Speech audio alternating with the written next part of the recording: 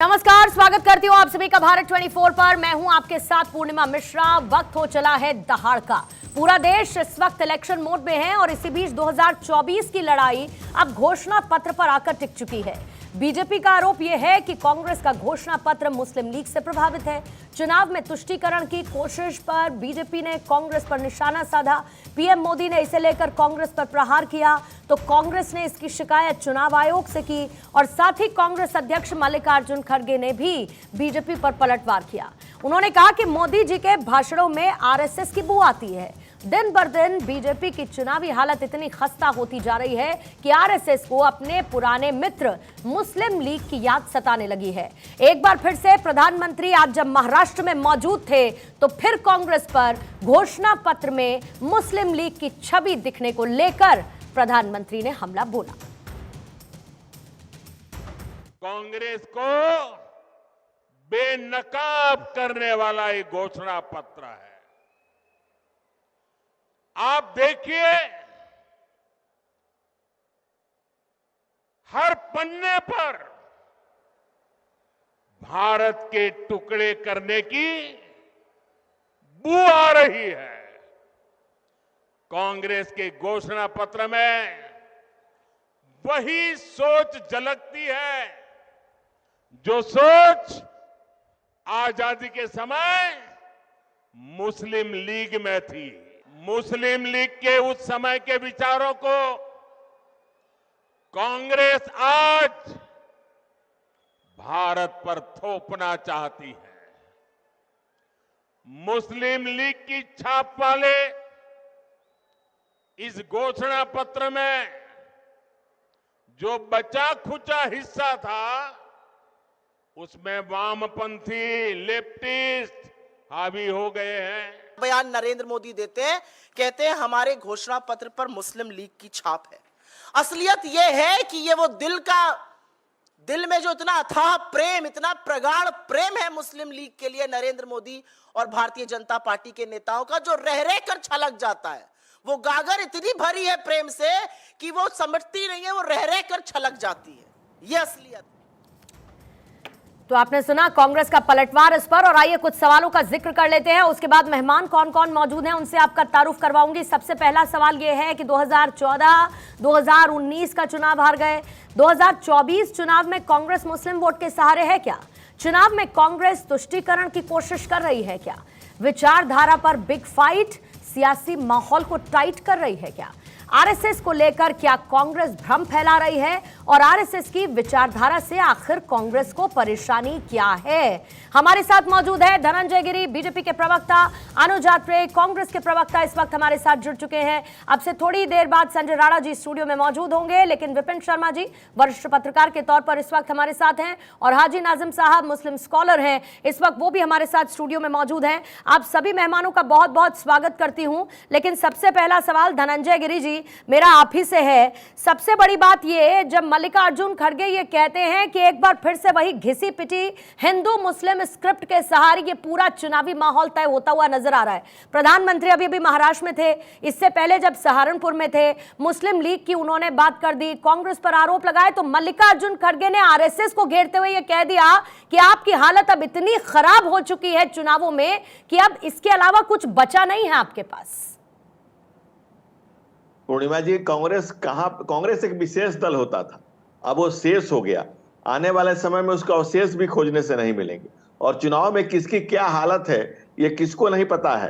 और कांग्रेसियों की जो हालत को देखिए आप, और हालत को देखिएगा तो राहुल गांधी के नॉमिनेशन में कांग्रेस का झंडा भी नहीं लगाते। क्यों?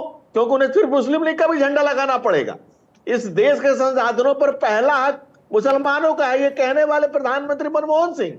और कांग्रेस के जो तुष्टीकरण की राजनीति शुरू से रही है, कांग्रेस इस देश का जिन्ना और जवाहर ने अपने अपने हिस्से के हिंदुस्तान को जिस तरह से बांटा है, और खड़गे जी का कमाल है, खड़गे जी को धारा 370 और 371 में भी फर्क नहीं पता है।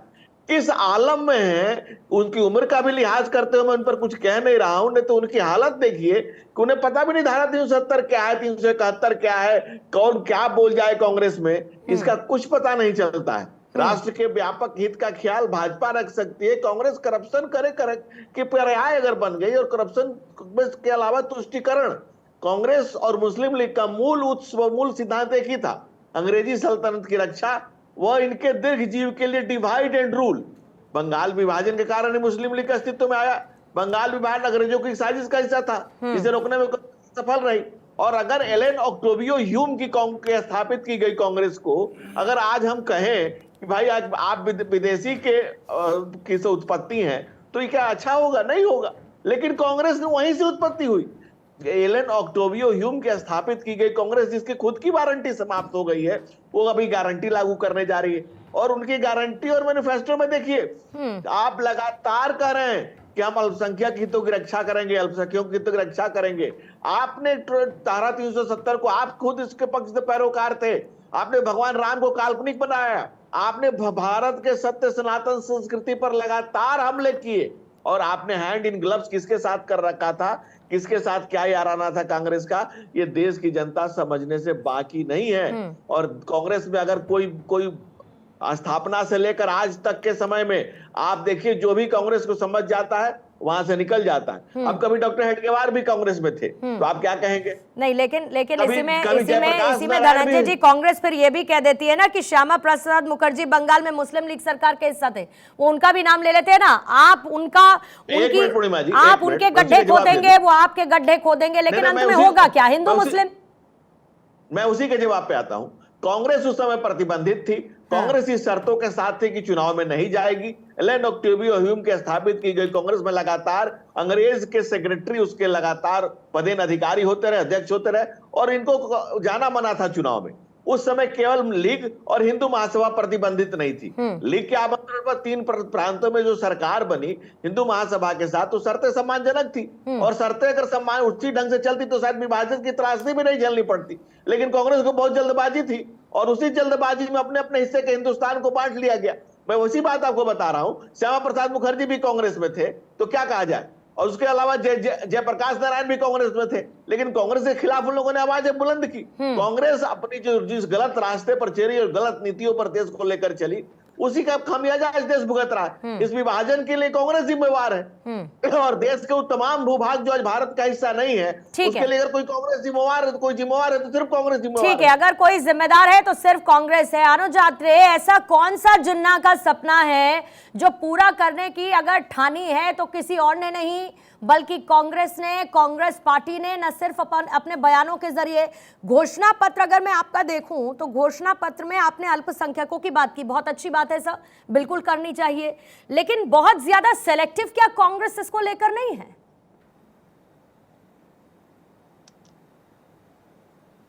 नहीं, देखिए, कांग्रेस तो हर चीज के लिए सेलेक्टिव है। निश्चित तौर पे हमारे जो घोषणा पत्र की अगर मैं बात करूं, जो आपने बात छेड़ी है, और अगर आपने विस्तार से उसको पढ़ा हो, खाली सेलेक्टिव होकर के अगर एक लाइन पढ़ के आप उसको बोलना चाहते हैं तो मुझे उसमें भी कोई आपत्ति नहीं है, उस पर भी जिक्र करेंगे। क्योंकि इस देश के या किसी भी देश में माइनॉरिटीज पे चर्चा होनी चाहिए, माइनॉरिटीज को एक स्थान देना चाहिए, सबके मैनिफेस्टो में उसका स्थान होना चाहिए। सरकार बनने के बाद उनके लिए नीतियां बनती हैं, क्योंकि हमारे भारतीय भी विश्व के दूसरे देशों में जाकर के वो भी कहीं ना कहीं माइनॉरिटीज हैं। और हम भी अपेक्षा करते हैं कि जब हमारे भारत के बच्चे, हमारे यूथ या हमारे और लोग वहां जाते हैं दूसरे देशों में, तो उनको भी कुछ ना कुछ वहां पर आत्रे साहब 2 सेकंड के लिए मुझे आपको रोकना होगा। 2 सेकंड के लिए मुझे बस आपको रोकना होगा। आप ही की पार्टी से जुड़ी खबर है, जल्दी से अपडेट करके फिर वापस आपके पास लौटती हूं।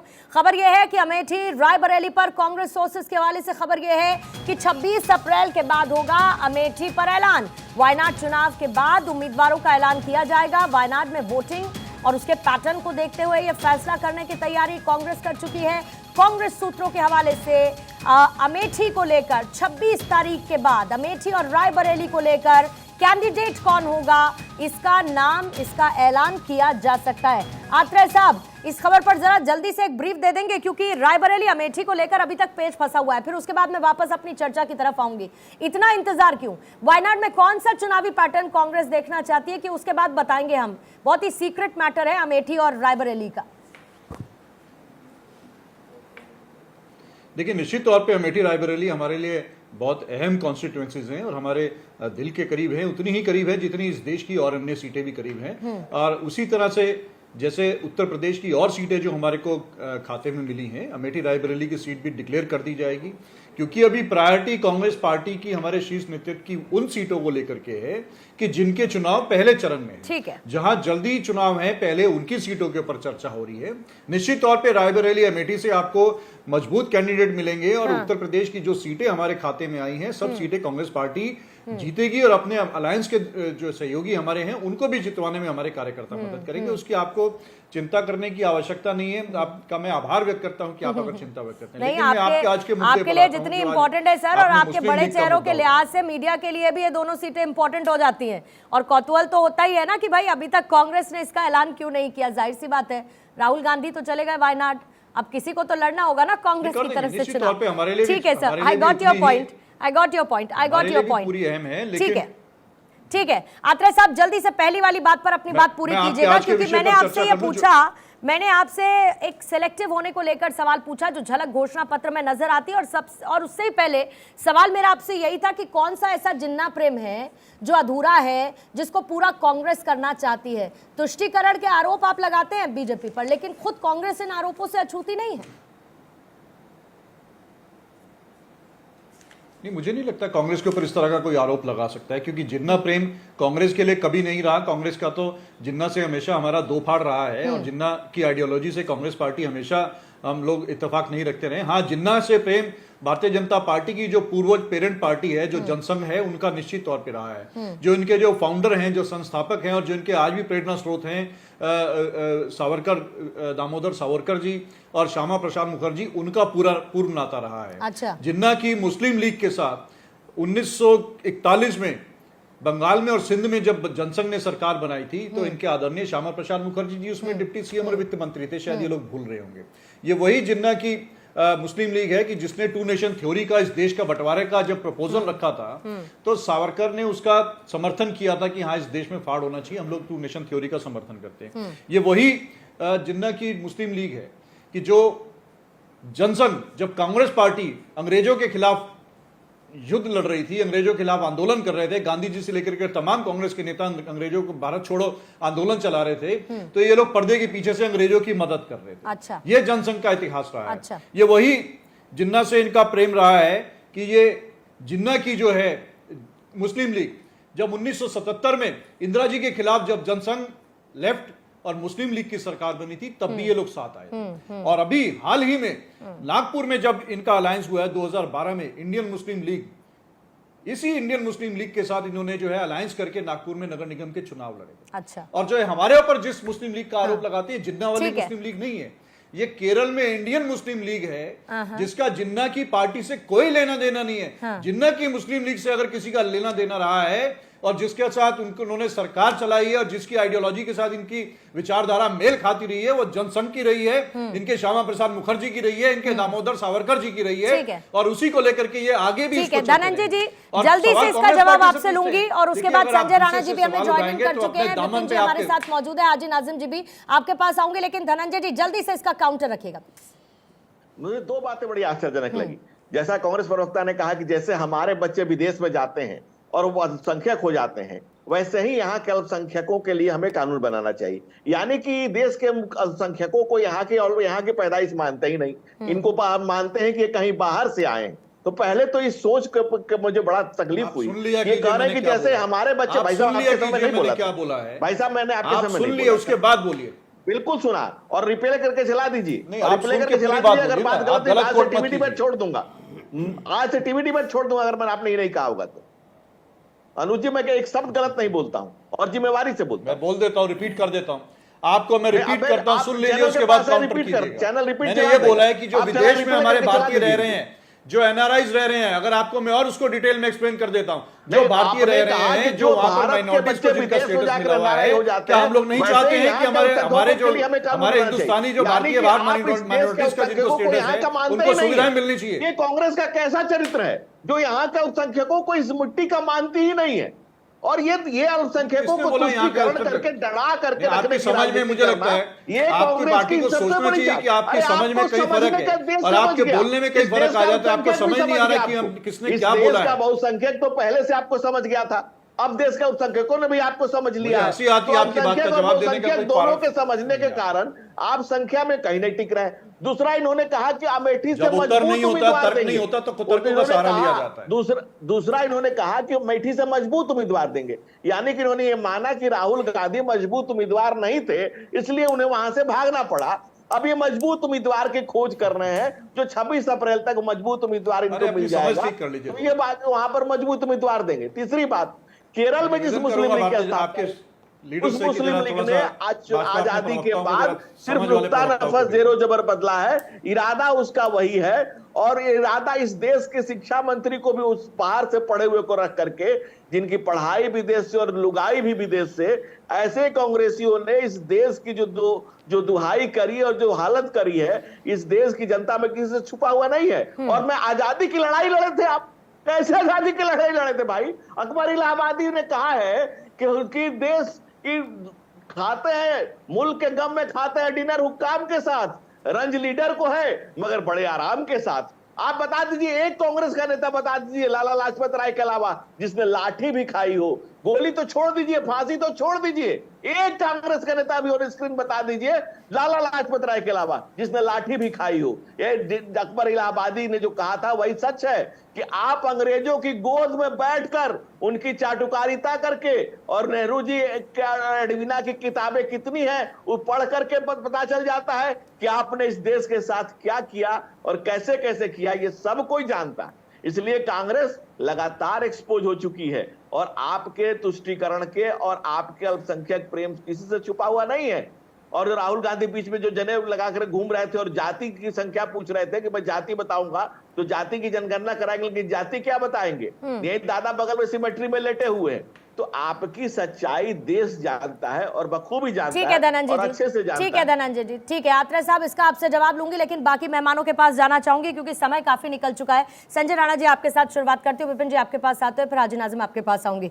संजय राणा जी, ये जो पूरा नैरेटिव है जो सेट किया जा रहा है, एक कहता है कि ये मुस्लिम लीग के प्रेमी हैं, दूसरा कहता है नहीं जी असली संबंध तो आरएसएस का, अपने पुराने लोगों का इनको याद आ रहा है जिनके असल में संबंध मुस्लिम लीग से हुआ करते थे।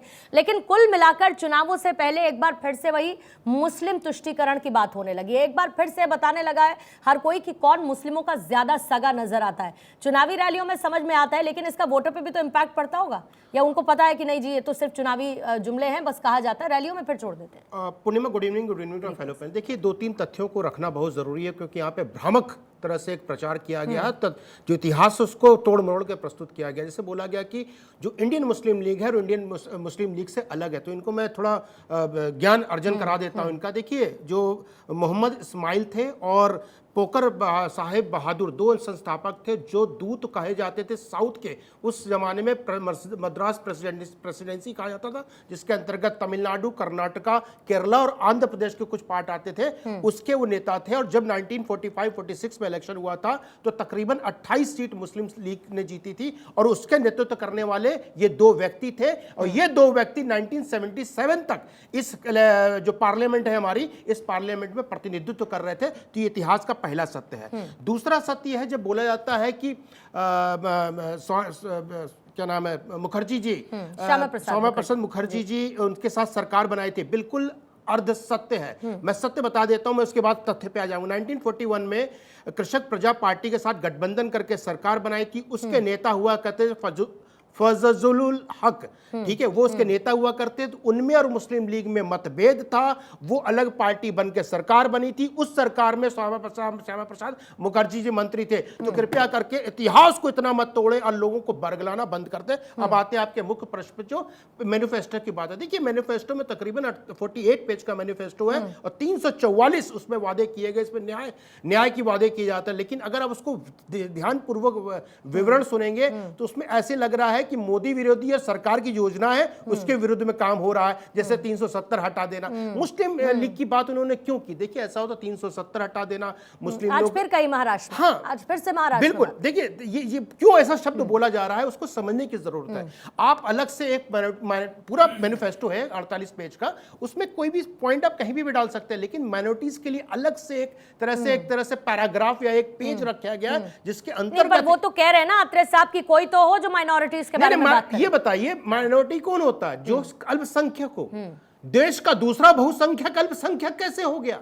ये बताइए। सिख हो सकता है, पारसी हो सकता है, जैन हो सकते हैं अल्पसंख्यक, ये कौन से अल्पसंख्यक है? और जब आत्रे साहब हमारे बड़े भाई हैं, हमारे मित्र हैं, जब बोलते हैं विदेश में एनआरआई रहते हैं, आपको मान्यवर पता होना चाहिए कि माइनॉरिटी कौन होता है, एनआरआई कौन होता है। और जो हम पढ़ने जाते हैं तो हमें क्या जब बोला जाता है, हम भी पढ़ने गए थे लेकिन वहां के सिटीजन नहीं हुआ करते थे। हम एक वीजा पे जाते हैं, 2 साल 3 साल के एजुकेशन वीजा पे जाते हैं, वर्क वीजा पे जाते हैं, अलग अलग वीजा होता है। तो इस चीजों को समझना बहुत जरूरी होता है। और ये देखिए, अल्पसंख्यकों को सिर्फ वजीफा क्यों मिलेगा, यानी स्कॉलरशिप क्यों मिलेगी? सबको मिलनी चाहिए। एक वर्ग की राजनीति नहीं, कोई भी राजनीतिक पार्टी जो होती है पूर्णिमा, वो सारे लोगों के लिए हो, तो किसी वर्ग के लिए नहीं होती है। सबका साथ सबका विकास। ये बताइए, मुसलमान इस देश का नागरिक नहीं है, उसको माइनॉरिटी आप क्यों रखते हो? सिख इस देश का नागरिक नहीं है, हिंदू इस देश का नागरिक नहीं। और सबसे बड़ी बात है, इनके तुष्टिकरण 3 प्रश्न पे मैं आंसर लेना चाहूंगा, मैं आत्रे जी से उम्मीद करता हूं आंसर देंगे। इन्होंने क्या बोला है उसमें कि हम बहुसंख्यक के साथ नहीं है। आप बहुसंख्यक इस देश में कौन है? हिंदू, यानी आप हिंदू विरोधी है, नंबर 1। नंबर 2, आप बोलते हैं किसानों के लिए हम कुछ करना चाहते हैं, स्वामीनाथन आयोग की रिपोर्ट को लागू करेंगे। भाई 2006 से लेकर 2014 तक आप सो रहे थे, आपने लागू नहीं किया। तीसरा महत्वपूर्ण प्रश्न, बोलते हैं कि जात पात से हट करके आपको वोट देना चाहिए और खुद कास्ट सेंसस कराएंगे। नंबर 5, ये बोलते हैं कि 50% जो आरक्षण है उसको हम हटा देंगे, यानी आप जो आरक्षण जो सुप्रीम कोर्ट ने दायरा बनाया हुआ सवर्ण को हटा देंगे। आप ये बताइए, 1979 में केरला में मुस्लिम लीग के साथ समर्थन से कांग्रेस की गवर्नमेंट बनी थी, सीपीआई की गवर्नमेंट बनी थी, और ये बताइए कि मुस्लिमों को 10% आरक्षण किस कानून के तहत दिया गया था? इसका जवाब देना पड़ेगा। देखिए, तुष्टीकरण की राजनीति कर करके और फिर चुनाव भी जीते। हाँ, चुनाव भी जीते। और तुष्टीकरण की राजनीति कर करके पूर्णिमा इन्होंने मुसलमानों का नुकसान किया है, मुसलमानों को सिवाय वोट बैंक किया, और इन्होंने कुछ कभी समझा ही नहीं है। बताइए, किस मुसलमानों के साथ इन्होंने विकास किया? किस मुसलमान को प्रतिनिधित्व, या कांग्रेस या कोई पार्टी हो? ठीक है, हाजी नाजिम इसका जवाब दे पाएंगे, लेकिन उससे पहले विपिन शर्मा जी आपके पास आते हुए, जिस बात का जिक्र अभी खुद संजय जी ने किया, जितने भी बयान सामने आ रहे हैं, किसके लिए ये ज्यादा एस्टैब्लिश होता है? क्योंकि बयान दोनों तरफ से एक जैसे हैं, सनातन धर्म के प्रति शत्रुता, राष्ट्रीय अखंडता। ये किसके बयान में विरोधाभासी, किसके स्टेटमेंट में ज्यादा नजर आता है? क्योंकि क्रेडिट पॉलिटिक्स की बात होती है तो दूसरी तरफ तुष्टीकरण की राजनीति के आरोप लगते हैं, अल्पसंख्यकों के सगे होने के आरोप। इधर कांग्रेस अपना घोषणा पत्र जारी करती है तो प्रधानमंत्री मोदी हमला बोल लेते हैं, तो उस पर पलटवार खड़गे कर देते हैं। पूर्णिमा जी, आपके प्रश्न का उत्तर मैं कुछ इस तरह से दूंगा कि देखिए, दोनों फैक्टर्स, विकास और धर्म आस्था, दोनों की अहमियत बरकरार रहने वाली है। हम लोग 21वीं सदी में हैं, 22वीं सदी में प्रवेश करेंगे, 23वीं सदी में जाएंगे, तब भी ये दोनों फैक्टर्स, विकास को भी तवज्जो मिलनी चाहिए, तब एक आम आदमी जो वोटर होता है वो संतुष्ट होगा। और वही बात है धर्म आस्था, तो यहां पर ये जग जाहिर है, ये नाम लेने की भी आवश्यकता नहीं है कि जो दूसरों पे लांछन लगाते हैं, हम लोग पत्रकार हैं, निष्पक्ष होके मैं अपने विचार रखूंगा। और यहां पर एक बात जग जाहिर है, किसी को ये कोई समझाने की आवश्यकता नहीं, रॉकेट साइंस नहीं है, कि जो दूसरों पे आरोप लगाते हैं, इल्जाम लगाते हैं कि वो सांप्रदायिक है, उनको खुद भी गिरबान में झांकने की आवश्यकता है कि यहाँ पर वो लोग क्या करते आए हैं इतने वर्षों से। जब सत्ता में काबिज थे, आजादी के बाद किसकी सरकारें रही हैं, किसी को बताने की आवश्यकता नहीं है। वही तो पूछ रही हूँ विपिन जी, क्या करते आए हैं? वही तो पूछ रही हूँ कि क्या करते आए हैं? इतिहास के झरोके से ये तो समझना होगा ना किसकी पॉलिटिक्स किस पर आधारित रही है। फिर से क्योंकि चुनाव है, बेस वही। मैं उसी बात पे आ रहा हूं। जब उत्तर प्रदेश के माननीय मुख्यमंत्री योगी आदित्यनाथ ने एक पहल करी थी, अनोखी पहल थी, वो प्रशंसनीय। उन्होंने बोला मदरसों को हम मेन स्ट्रीम में लेके आते हैं, हाईटेक कर देते हैं, एक हाथ में कुरान, एक हाथ में कंप्यूटर, बहुत अच्छी बात थी। वहां पर भी उस बात का विरोध हुआ। तो यहाँ पर इसका जब राशन देने की बारी आई, क्या कोई मतभेद हुए थे? किसी तरह का भेदभाव हुआ? नहीं हुआ। वहां पर किसी का धर्म देखकर नहीं करा गया। लेकिन यहाँ पर अगर ये भाजपा आरोप लगा रही है या माननीय प्रधानमंत्री आरोप लगा रहे हैं कांग्रेस पे, उनके संकल्प पत्र को देखकर कि वहां पर मुस्लिम लीग की छाप नजर आ रही है, मैं उस पे अपने विचार रखूंगा। वहां पर क्या तुलना करी जा रही है कि वाम दलों की राह पे कांग्रेस चल पड़ी है। केरला का उदाहरण है सामने कि वहां पर कहां ऐसे देखा जाता है, इस्लामिक यूनिवर्सिटी, इस्लामिक बैंक। तो क्या ये चिंता का विषय नहीं है? ये देश सबका है, हम लोग सर्व धर्म सम्मान करने वाला मुल्क है। ये वही देश है जहां पर फूल वालों की सैर निकालने की रिवायत है। मैं अपने जो फेलो पैनलिस्ट यहां पर बैठे हुए हैं उनकी जानकारी के लिए और आपके सम्मानित दर्शकों की जानकारी के लिए बताना चाहूंगा, मुझे बड़ा नाज, बड़ा फक्र महसूस होता है कि यहाँ पर जो फूल वालों की सैर निकालने की रिवायत रही है, जो हिंदू और मुसलमान भाइयों की एक तरह सौहार्द और प्रेम का प्रतीक रहा है, कभी आप योग माया देवी मंदिर जाएं मेहरौली में, वहां पर आपको वो झंडा दिखाई देगा। तो यानी कि इसका मतलब है हम लोग गंगा जमनी तहजीब वाले लोग हैं। तो ये कौन बांट रहा है? और यहां पर मैं वो बात बोलूंगा जो अमेरिका के पूर्व राष्ट्रपति बिल क्लिंटन ने बोला था। उन्होंने जब अपने दौरे पे आए थे हिंदुस्तान, उन्होंने जब ताज महल की खूबसूरती को निहारा, उसके बाद उन्होंने बोला दुनिया दो फाड़ में बटी है, एक जो ताजमहल की खूबसूरती को निहार चुके हैं और एक जो वंचित रह गए हैं। वही बात नरेंद्र मोदी में लागू होती है, दो फाड़, कि यहां पर देश की आवाम जो उनसे प्रेम करती है, उनका समर्थन करती है, और एक जो नफरत करती है। तो यहां पर विषय यह है कि यहां पर लोकतंत्र का जो महापर्व है, जो दस्तक दे रहा है और जिसकी बहुत अहमियत है, यहां पर उम्मीद यह करी जाती है कि स्वर्णिम इतिहास वाली पार्टी, मेरे मित्र हैं अनुज भाई, मैं ये जानकारी के लिए बोलना चाहूंगा, स्वर्णिम इतिहास वाली कांग्रेस पार्टी, बड़े महानुभाव भी है, लेकिन आज कांग्रेस ऐसा प्रतीत होता है कि वहां पर उनको अच्छे सलाहकारों की आवश्यकता है। ठीक है सर, पॉइंट जो उनको दिशा दिखाए। पॉइंट टेकन और सर। आप नींद से उसको जगा सकते हैं कि जो सोया हुआ, लेकिन जान के जो अनजान बनाओ, उसका आप क्या करेंगे? ठीक है, इसका जवाब आत्रे साहब आपसे लूंगी। धनंजय गिरी जी आपके पास आती हूँ, लेकिन उससे पहले हाजी नाजिम एक बार फिर से आपके पास। और ये सवाल मैं आपसे पहली बार नहीं पूछूंगी, मुझे ये पता है कि ये सवाल मैं इससे पहले भी आपसे कई बार पूछ चुकी हूँ कि ये चुनाव नजदीक आते आते अचानक से आप लोग बन जाते हैं वोट बैंक। आ रही हूँ विपिन जी, आ रही हूँ विपिन जी। अचानक से आप लोग बन जाते हैं वोट बैंक, फिर होने लगती है तुष्टीकरण की राजनीति।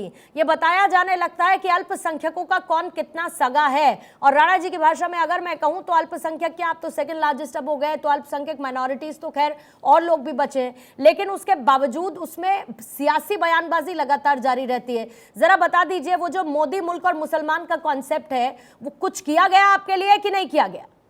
हाँ पूर्णिमा जी, देखिए सबसे पहले तो मैं ये कहना चाहता हूँ, मुझे याद आती है मौलाना अब्दुल कलाम आजाद साहब की वो बात जो उन्होंने कही थी कि भारत का बेहतर मुस्तकबिल के फैसले बिना मुस्लिम के नहीं हो सकते। तो आज मुझे फख्र महसूस होता है कि भारत के जो बेहतर मुस्तकबिल फैसले हैं बगैर मुसलमान के नहीं हो सकते। और जिस तरीके से अभी ओपनिंग रिमार्क्स में भाजपा के प्रवक्ता बार बार कह रहे थे कि भारत के अंदर जो संसाधनों का अधिकार है वो मुसलमानों का है, लेकिन हमारे अभी राणा जी ने क्या कहा, उन्होंने मुसलमानों को नहीं बताया, उन्होंने बताया पारसी का बताया, उन्होंने सिखों का बताया, लेकिन भाजपा की नजर में सिर्फ और सिर्फ मुसलमान आते हैं। और मैं बार बार एक ही बात कहना चाहता हूं कि भारत के अंदर मुसलमानों के वोटें तो भाजपा को भी चाहिए, कांग्रेस को भी चाहिए, लेकिन भारत के मुसलमानों को कभी हिस्सेदारी नहीं दे सकते सत्ता में। तो ये बता दीजिए, भारत के जो भाजपा जो पूरी दुनिया की सबसे लार्जेस्ट पार्टी है, ये बता दीजिए कितने, जब इनकी लिस्ट जारी हुई थी, इन्होंने महिलाओं को 28 महिलाओं को टिकट दिया था और कहा था कि देखिए हम महिलाओं को टिकट दे रहे। हाजी नाजिम बड़ा खुश हुआ, लेकिन जब लिस्ट में देगा तो ना तो मुझे उसमें सुमैया नजर आई, ना इकरा नजर आई, ना उसमें नगमा नजर आई, ना फातिमा नजर आई, मुझे मुस्लिम बेटियां कोई नजर नहीं आई। और जबकि ये लोग तो कहते थे थैंक यू भाईजान, यानी मुस्लिम बहन बेटियों के लिए हमेशा तैयार रहते थे, लेकिन मुस्लिम बहन बेटियों की वोट तो चाहिए, लेकिन मुस्लिम बहन बेटियों को हिस्सेदारी नहीं देंगे। लेकिन मैं ये कहता हूं कि भारत के अंदर, भारत के मुस्तकबिल के लिए भारत का मुसलमान उतना ही साथ खड़ा हुआ है जितना और समाज खड़ा हुआ है। हम ये चाहते हैं कि देश की अर्थव्यवस्था बहुत मजबूत हो, देश का चलिए मैंने मान लिया, हाजी नाजिम मैंने मान लिया कि चलिए मुस्लिम बेटियों का रिप्रेजेंटेशन इनकी लिस्ट में नजर नहीं आता है, लेकिन किसके में नजर आता है फिर ये बताइएगा जरा। कांग्रेस के में नजर आया, आज आता है, अभी आया, फिलहाल आने वाले वक्त में लगता है आपको नजर आएगा। और हिस्सेदारी की जब आप बात करते हैं, जब आप बात करते हैं लाभों के पहुंचने की, तो बता दीजिए कि कौन सा आप तक नहीं पहुंचा। भेदभाव किया गया कि आप हाजी नाजिम है इसलिए नहीं मिलेगा, लेकिन कोई अक्षय या फिर सुनील है उसको मिलेगा। ये किसने तय कर दिया और कब हुआ ऐसा? हाँ पूर्णिमा जी, देखिए आपकी बात का बिल्कुल जवाब दूंगा। अभी आपने कहा कि हाजी नाजिम में और अभी आपने जो दूसरे नाम लिए उनमें क्या भेदभाव होता है भारत के अंदर? कौन सा होता है? होता है ना भेदभाव। एक भारत के अंदर दो कानून होते हैं, एक भारत के अंदर दो कानून जब होते हैं जहां एक मुस्लिम, वही तो एक कानून बताने की बात हो रही है, एक कानून ही तो बनाने की बात हो रही है। हाजी नाजिम उसमें भी समस्या, दो कानून तो उसमें भी समस्या, तो समस्या का निवारण करें तो समस्या का निवारण ना करें। और हमारे राणा जी के लिए देखिए सर, मैं कितना आराम से सर बता रही हूँ। देखिए आप भी अपना पॉइंट, अनुमति दीजिए 10 सेकेंड। एक राष्ट्र एक संविधान, एक राष्ट्र एक राशन कार्ड, एक राष्ट्र एक तिरंगा, एक राष्ट्र एक कानून। क्या आपत्ति है? ये देश हम सबका है। हम लोग जब बोलते हैं धर्मनिरपेक्ष देश है, जी मैं वही तो कहता हूँ। जब सुन लीजिए, जब लव जिहाद वाला मैटर आता है, सुन लीजिए, जहां हिंदू बेटे होते मुसलमान लड़का होता तो वहां क्या कहते हैं, लव जिहाद। और वहीं पर जहां सुन लीजिए, जहां हिंदू बेटे होते हैं वहां मुसलमान हाजी तो लव जिहाद। हाजी नाज़िम मेरी बात सुनिए, मेरी बात सुनिए सर, एक सेकंड विपिन जी, एक सेकंड विपिन जी, अगर कांग्रेस पार्टी या सपा का या भाजपा का विपिन जी कोई वही एक पूछ नेता रही हूँ आके मैं, कुछ बयानबाजी कर मेरा रहा है, सवाल वही तो था, बाकी उनके जो मेरा नेता वही हैं, सवाल वो था उनको विपिन जी, उनके व्यक्तिगत हाजी नाज़िम एक के किसी के मेरा बयान यही सवाल था, attribute नहीं कर मेरा सकते। यही सवाल था आपसे कि आपने, मैंने कहा कि बीजेपी को आपने पानी भर भर के कोसा, कोसिए, कोई दिक्कत नहीं है, सवाल करिए, धनंजय जी उसका जवाब देंगे। मैंने पूछा कि कांग्रेस ने किया क्या ऐसा, इसका जवाब हाँ या ना में दे सकते हैं आप? कांग्रेस ने किया ऐसा? मैं तो कहता हूँ, सुन लीजिए, कांग्रेस ने किया क्या ऐसा सर? पूर्णिमा जी देखिए जी, मैंने कहा वोट बैंक से ऊपर सुन रहे लीजिए। आप उनके लिए। सुन तो लीजिए, देखिए मुस्लिम समाज की वोट को हथियाने के लिए भाजपा भी तैयार है, ठीक है। कांग्रेस भी, दोनों को वोट यही पूछ चाहिए, रही थी मैं, लेकिन यही मुस्लिम पूछ समाज रही को थी। हिस्सेदारी सवाल कतई मैंने नहीं यही देंगे। पूछा आपसे कि फिर चुनाव नजदीक आते आते कैसा लगता है आपको जब फिर से आप सिर्फ एक वोट बैंक बन जाते हैं? राणा जी जल्दी से प्रतिक्रिया, फिर धनंजय जी और आत्रे साहब के पास देखिए जाओ। ऐसा है कि इनकी बातों में इन विरोधाभास नजर आ रहा था। इन्होंने खुद बोला कि दो कानून इस देश में, भाई 2 कानून तो आपके लिए हैं, संजय राणा के लिए 2 कानून यानी वो सुन लीजिए, अरे सुन सुन लीजिए, लीजिए, देखिए, ये बता दीजिए, देखिए, मुस्लिम चिल्लम चिल्ली, लड़का देखिए, होता देखिए, तो मैं, लव जिहाद की देखिए, बात क्यों है? अरे हक बहुत हो सुन लीजिए, गया। अरे मुस्लिम चिल्लाइए लड़का, नहीं, हिंदू लड़का, चिल्लाइए तो नहीं, लव अरे जिहाद की आंसर बात दे देता करते हूं, हैं। आंसर दे और देता हूं। जहां- सुन लीजिए, ट्रिपल चुप हो तलाक जाइए, जैसी- स्कॉलर साहब चुप हो जाइए, फिर सुनिए। ट्रिपल तलाक अब- जैसी कुरीति अब मैं को आ भी रहा तो हूं, नहीं प्रधानमंत्री हिंदू मोदी लव दूर जिहाद की करते हैं बात ना की, सर। लव जिहाद की बोलो। बात की। डाइवर्ट एक भी चला हिंदू जाएगा, लड़का, डाइवर्ट हो एक जाएगा भी हिंदू राणा। लड़का क्या राणा जी, दाढ़ी और डाइवर्ट हो टोपी लगा करके बोलता है लव यू? नहीं बोलता ना। राणा जी डाइवर्ट हो जाएगा। ठीक है, मैं इनका जवाब, कलावा पहन के अगर आप जल्दी से। धोखे से अगर किसी लड़के को गुड्डू बन सही, करके अगर उसको प्रपोज करते हो, उसको ठीक है। बरगलाते हो, तो उसमें कहीं ना कहीं नहीं, लव जिहाद- मुसलमान आत्रे साहब ये बताइए, जो मल्लिकार्जुन खड़गे की तरफ से ट्वीट किया गया, जो उन्होंने बड़ा लंबा चौड़ा ट्वीट किया है, उसमें वो लिखते हैं कि मोदी जी की भाषणों में केवल आरएसएस की बू आती है, आरएसएस को अपने पुराने मित्र मुस्लिम लीग की याद सताने लगी है। इतना ये आरएसएस फोबिया कांग्रेस को है क्यों? इतनी समस्या आरएसएस से क्यों होने लगी? और मान के चलिए कि किसी भी तरीके का एक माइंडसेट रिफ्लेक्ट होता है प्रधानमंत्री मोदी के मंच पे भाषणों से आरएसएस का, तो वो उनकी दिक्कत है ना, वो उनके अपने साथी हैं, उनकी अपनी विचारधारा है, वो विचारधारा के तौर पर मेल खाते हैं। तो आपको कौन सी बू आने लगती है कांग्रेस को इतनी समस्या के साथ आरएसएस को लेकर सर? देखिए, आरएसएस का नाम आते ही इस देश के तमाम नागरिकों के मन में कहीं ना कहीं संशय और शंका के बादल उत्पन्न हो जाते हैं। ये वही आरएसएस है जिनका इतिहास इस देश में अच्छा नहीं रहा।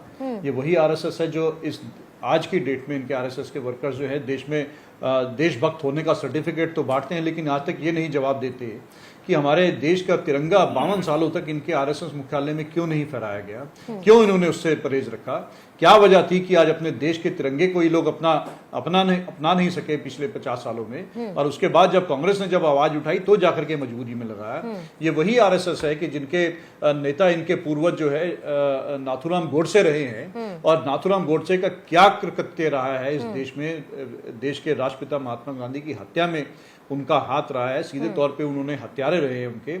इस तरह की सोच के लोग आरएसएस के रहे हैं। आज भी तमाम तरह के जितने भी जो दंगे की कहीं बात आती है, तो उसमें कहीं ना कहीं जब हिंदू मुसलमानों के दंगे की बात आती है तो एक्सट्रीमिस्ट में बात जब की जाती है तो एक तरफ मुस्लिम एक्सट्रीमिस्ट होते हैं, दूसरी तरफ ये आता है कि आरएसएस की आइडियोलॉजी वाले लोग इसमें दंगों में शामिल पाए गए हैं, उनका तमाम तरह के इसमें लिंक्स निकल करके सामने आते हैं। तो आरएसएस को आते कहीं ना कहीं हर व्यक्ति के मन में एक नेगेटिव सोच आती है कि आरएसएस का मतलब ये है कि इस देश में नफरत फैलाना। अच्छा, तो इसीलिए आपको आरएसएस की बू आने लगती है, इसीलिए आपको आरएसएस की बू आने लगती है। धनंजय गिरी जी, कौन से लिंक्स हैं भाई जो कहीं कहीं तक पहुंचते हैं और कहीं कहीं तक पहुंचते ही नहीं है आरएसएस से जुड़े हुए? पूर्णिमा जी, भारत पाकिस्तान विभाजन के बाद पाकिस्तान के सबसे प्रतिष्ठित अखबार द डॉन ने लिखा था कि अगर संघ का निर्माण 10 वर्ष पहले हो जाता तो हमें पाकिस्तान कभी नहीं मिलता, और अगर संघ का निर्माण 10 साल बाद होता तो हम आधा हिंदुस्तान ले लेते। ये कांग्रेस के कुकृत्यों से सारे लोग वाकिफ हैं, और कांग्रेस के कुकृत्य इस तरह के हैं कि नाथूराम गोडसे एक सरफिरे ने जो महात्मा गांधी की हत्या की, कमर में गीता और मुख में राम रखने वाले बापू को। हालांकि कांग्रेस ने उनके विचारों की भी हत्या की। जिस राम राज्य की बापू कल्पना करते थे उनको काल्पनिक बताने वाली कांग्रेस आज कोरे कल्पना वाले जवाब दे रही है, कह रही है कि नाथूराम गोडसे संघ के थे, जबकि ये देश में प्रतिबंध लगा संघ पर इसीलिए, और सरदार पटेल ने इस प्रतिबंध को हटाया और एक लंबी जांच के बाद। लेकिन कांग्रेस क्या करेगी? कांग्रेस झूठी बोलेगी, कुत्सित कार्य करना कांग्रेस की पुरानी परंपरा रही है। कांग्रेस लगातार, मैं ये नहीं कहना चाहता हूं कि एलोन ओक्टोवियो ह्यूम के स्थापित कांग्रेस, मैं आपको ये नहीं कहूंगा कि आप विदेशी धरती से उपजे हुए लोग हैं, और इसी कारण से आप कांग्रेस पार्टी एक परिवार से चलती रही और भारतीय जनता पार्टी एक विचार से चलती रही। परिवार से चलने का नतीजा यह हुआ कि 5 पीढ़ियों से जो इस देश नहीं, के तो उस पिछड़ों को, विचार में दलितों, आरएसएस का विचार शामिल है ना धनंजय जी, उसी विचार से तो समस्या है इनको। हमें गर्व है कि हम आरएसएस की विचारधारा से आते हैं। राष्ट्र के अहरनिश सेवा में प्राणों की वर्तिका बनाकर लक्ष्य कोटि कार्यकर्ता, राष्ट्र के लिए समर्पित, तन समर्पित, मन समर्पित और यह जीवन समर्पित, चाहता हूं देश की धरती तुझे कुछ और भी दूं, इदम राष्ट्रा इदम न मम। हमें गर्व है इस बात का, हमें गर्व है कि तमनमस्ते सदा वत्सले मातृभूमि त्वया हिंदू भूमि सुखम वर्धितो। हमें गर्व है इस भूमि का, हम इस मातृभूमि के गर्व के लिए प्राण देते हैं। और वीर सावरकर की बात कर रहे थे, सावरकर ने क्या कहा कि चूंकि आप कह रहे हैं कि मैं ये हूं इसलिए मैं वो हूं, अदरवाइज मैं तो विश्व मानव हूं। आप कह रहे हैं कि मैं फलाना हूं तो इसलिए आपको रिकॉग्निशन के लिए आप मुझे ढिमकाना कर सकते हैं, अदरवाइज मैं तो विश्व मानव हूं। मैं तो कह रहा हूं कि हम कहते हैं, लगातार कहते हैं कि एकम सत विप्रम बहुधा बदंती, लेकिन कहो रहीम कैसे हो केर बेर के संग, हम तो लिप्टन चाहत हैं और तुम फाड़त हो अंग। आप करेंगे एक ही संविधान चाहिए, एक ही कानून चाहिए। और जब इस देश की सुप्रीम कोर्ट ने एक मजबूर महिला साहबानों को कहा कि इसको भत्ता मिलना चाहिए इसके पति से, तब आपने पूरी संसद को पलट दिया और सुप्रीम कोर्ट के जजेस की बेंचेस को पलट दिया। और कितना तुष्टीकरण करेंगे, और कितना तुष्टीकरण, आपने साहबानों का नाम तो लिया, आपने बिल्किस बानो का नाम क्यों नहीं लिया भाई? ये तो बता दीजिए, बिल्किस बानो भी तो भारत की महिला है। बिल्किस बानो के लिए बिल्किस बानो के बलात्कारियों के लिए सुन लीजिए, आप ही के लोग जाके उनके गलों में माला डालते हैं, माला डालते हैं बिल्किस बानो के बारे में। तो जब हम कहते हैं कि सबका साथ, सबका विकास, सबका विश्वास, सबका प्रयास, तो आपको भारत की सारी कांग्रेस ने आपको हमेशा से पांच बना के रखा, कांग्रेस ने आपको राजनीति के से बाहर कर दिया। सच्चर कमेटी की रिपोर्ट किसके काम में कार में आई थी? सच्चर कमेटी की रिपोर्ट किसके समय में आई थी? सच्चर कमेटी की रिपोर्ट में जो आपकी स्थिति थी वो किसके कारण काल में थी? और एक बात और बता दीजिए, जब बार बार जो आप आरएसएस का नाम ले रहे थे, मैं एक चीज पूछना चाहता हूं, भारत की आजादी में आरएसएस का अहम रोल क्या है वो बता दीजिए। और दूसरी ओपनिंग रिमार्क्स में जो मैं देख रहा था, मुल्क के वजीर आजम कह रहे थे कि भारत के टुकड़े होने की मुझे बू आ रही है, तो इसका मतलब यह है कि भारत अब भी सुरक्षित हाथों में नहीं है, तभी तो टुकड़े होने की बू आ रही है। पहले इस बात को बता दीजिए। मैंने दो क्वेश्चन करे आपसे, दोनों क्वेश्चन के सवाल के जवाब दीजिए आप लोग। ठीक है धनंजय जी, क्विक रखिएगा, आत्रेय साहब के पास भी जाना है मुझे। देखिए, जानकारी का अभाव कितनी बड़ी समस्या पैदा करता है। इनकी सारी बातें कंट्राडिक्टरी है, इनको पता ही नहीं है कि आजादी की लड़ाई में जो संघ के संस्थापक डॉक्टर हेडगेवार थे 1 साल के लिए जेल गए थे, और जेल में उन्होंने जंगल सत्याग्रह किया था, जेल गए थे, वो भी कांग्रेस से आते थे। अरे भाई साहब, गजब हाल है। हाजी नाजिम सुन लीजिए, हाजी नाजिम सुन लीजिए, बोलिएगा सर। हाजी नाजिम, आप मुझे डॉक्यूमेंटरी एविडेंस अभी दे दे, मैं आपको डॉक्यूमेंटरी एविडेंस देने के लिए तैयार हूं। मैं आपकी तरह तो कोई घूमता फिरता नहीं हूं कि कहीं से आकर कहीं भागवती ने खुद जोड़ा। मैं जो भी बात करता हूं उस तथ्य के आधार पर कहता हूं, इसलिए मुझसे कोई फालतू बात करने के पहले सोच लीजिएगा कि मेरे पास सबके प्रमाण होते तभी मैं बोलता हूं। पहली बात। दूसरी बात जो कह रहे थे, इस देश में अलगाववादी ताकतें जो अपना फन बढ़ा रही थी, जो धारा 370 करके स्पेशल स्टेटस बढ़ा रही थी, जो 2 झंडा 2 विधान 2 संविधान चला रहे थे, उसको हमने खत्म किया है। और हम लोगों ने शुरू से कहा है, जो कहा है वो किया है कि धनंजय जी अब कम समय बचा है मेरे पास, कम समय मुझे मेरे पास बचा है। आत्रेय जी, जल्दी से आपका जवाब लूंगी और कोशिश करिएगा, थोड़ा समय मिल जाएगा तो विपिन जी से और राणा जी से एक क्लोजिंग कमेंट ले पाऊंगी। आत्रेय जी, शहीद हुआ हूं, मैं बहुत थोड़े शब्दों में अपनी बात कहूंगा, जरा इनको शांत करा दीजिए। हाँ। अभी इन्होंने बहुत बड़ा महिमा वैसे हाजी नाजिम जी के इफ्तार का समय हो गया है, तो ऑनरी वो जी हाँ इफ्तार कर रहे हैं, बोलिएगा, अपनी बात पूरी कर लीजिए। सुन लीजिए मेरी बात। आरएसएस का एक मुखपत्र है, पत्रिका आती है जो अब भी प्रदर्शित हो रही है, और उसकी मैं आपको एक उसमें छपी हुई एक कार्टून की एक तस्वीर दिखा देता हूं, जिसमें अग्रणी नाम से इनकी एक मैगजीन आती है, आज भी आती है, और आप इंटरनेट मीडिया का जमाना है, मैं क्योंकि कभी भी कोई गलत तथ्य नहीं पेश करता हूं। एक कार्टून है जो नाथूराम गोडसे के द्वारा बनाया गया है, मैं आपके कैमरामैन से रिक्वेस्ट करूंगा जरा जूम करके दिखा सकें। इस कार्टून में नाथूराम गोडसे के साथ इनके दामोदर सावरकर जी भी हैं, जो एक धनुष्मान लिए हुए हैं, और एक रावण रूपी 10 मुख वाले रावण रूपी दिखाया हुआ है महात्मा गांधी जी को, और उनको तीर से जो है मारने की चेष्टा कर रहे हैं। सन 1948 में ये छपा है आरएसएस के मुखपत्र अग्रणी में।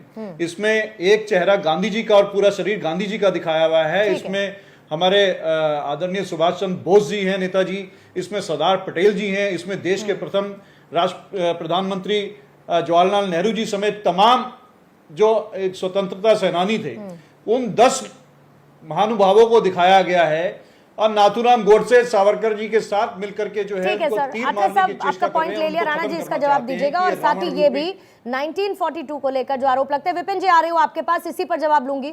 42 में भारत छोड़ो आंदोलन के दौरान विरोध किया गया, न सिर्फ महात्मा गांधी का, सोच है आरएसएस की जो उस समय से चल रही थी, जो आज भी यही सोच चल रही है इस देश में, आरएसएस की सोच, हम इसी सोच के खिलाफ आजादी की बात है, वो एक पत्र में छापा जा सकता है। लेकिन ये बताइए क्यों आरएसएस से ना कोई गोडसे जी का मतलब था, ना गोडसे जी उसमें थे, वो भाई किसी और संस्था से जुड़े हुए थे, एक विचारधारा की लड़ाई थी जिसमें गांधी जी की, महात्मा गांधी की हत्या हो गई। ये बता दीजिए आरएसएस इतनी बुरी है, अरे आत्रे जी इतनी बुरी है, तो 1963 में रिपब्लिक डे परेड में नेहरू जी ने उनको क्यों आमंत्रित किया था? 1962 के चाइना वॉर में सबसे ज्यादा योगदान आरएसएस का है। समस्या क्या है कि आपको आरएसएस इसलिए समस्या होती है कि आरएसएस कहीं ना कहीं इस देश की बात करता है, हिंदू जागरण की बात करता है। हिंदू जागरण में हिंदू धर्म से नहीं कर रहा हूं, हिंदू जागरण हिंदू संस्कृति से चर्चा कर रहा हूं, उससे आपको कहीं ना कहीं तकलीफ हो जाती है। जहां तक बात हो रही थी कि भाई इस मुख्य मुद्दे पे आते हैं जो नाजिम साहब ने कहा, देखिए ऐसा है कि नाजिम साहब को समझना पड़ेगा कि इन्होंने बोला भारतीय जनता पार्टी का प्रतिनिधित्व नहीं बताया, समाजवादी पार्टी में बताइए मुसलमानों का क्या हाल है। आप आजम खान को देख लीजिए किस तरह उनको सड़ा दिया गया जेलों में, नंबर 1। नंबर 2 कांग्रेस पार्टी में देख लीजिए किस मुस्लिम नेता का बड़ा वर्नर हो गया या बड़ा बना दिया गया। जिस आजाद साहब की आप चर्चा कर रहे हैं, देखिए मैं किसी भी व्यक्ति की हमेशा सम्मान करता हूं, उस आजाद साहब कहां से पढ़ के आए थे आपको पता है? वो कहां से आए थे आपको पता है? इतिहास का अगर ज्ञान ना हो तो बैठ के यहाँ पे ज्ञान नहीं बांटना चाहिए। ठीक है इतिहास को सख्ता विपिन जी, प्रधानमंत्री ने एक बार फिर से इस बात को दोहराया कि कांग्रेस ने धर्म के आधार पर विभाजन किया देश का, कश्मीर समस्या से लेकर हर एक चीज को दोहराते हुए फिर इस बात का जिक्र किया अपनी रैली में कि मुस्लिम लीग की झलक दिखती है कांग्रेस के घोषणा पत्र में। देखिए, जो वार पलटवार का जो मौसम चल रहा है, क्योंकि चुनाव नजदीक है, तो ये अभी बहुत कुछ देखने को मिलेगा। और जो ये आरोप लगाए जा रहे हैं कि किसका ग्राफ नीचे जा रहा है, तो इसलिए ये मुस्लिम लीग की बात हो रही है। समझने की आवश्यकता है कि जो जनता जनार्दन है वो किस आधार क्या है उनके सामने। जो नेता ज्यादा रैलियां करेगा, रिफॉर्म्स की बात करेगा, रणनीति बढ़िया होगी, रोड मैप अपना साझा करेगा, तो वो बाजी मारेगा। और रिपोर्ट कार्ड बेस्ड परफॉर्मेंस है, सीधी सी बात है कि अगर हम मोदी सरकार की बात करें, परफॉर्म और पेरिश, कि यहां पर ये नहीं दे। दिल्ली का आप उदाहरण लीजिए, 6 सीटें 6 उम्मीदवारों के टिकट काटे गए, इसका मतलब है इमोशनल फैक्टर नहीं है, जो काम करेगा उसका चयन होगा। तो ये बातें कांग्रेस को इससे प्रेरणा लेनी चाहिए।